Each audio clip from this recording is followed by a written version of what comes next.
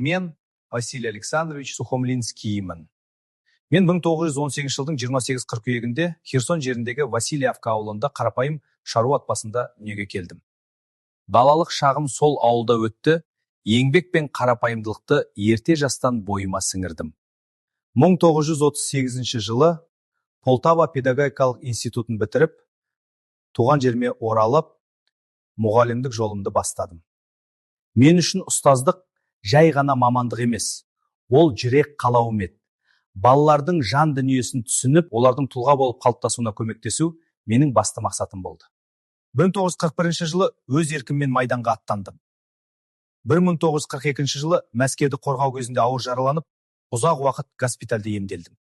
Бірақ мені алға жетелеген күш туған жерге, ұстаздық қызметке деген махаббат болды. Соғыстан кейін Паулуш орта мектебіне директор болып тағайындалып, сол мектепті өмірімнің соңына дейін басқардым.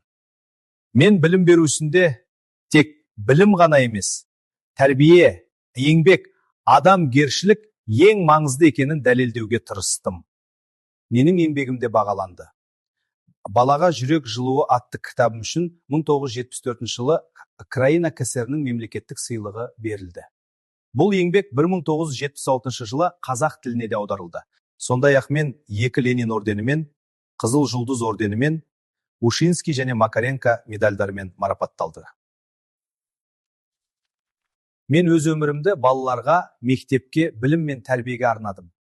Менің қымбатты достарым, сабақты жақсы оқыңдар, нағыз адам болып өсуге тырысыңдар.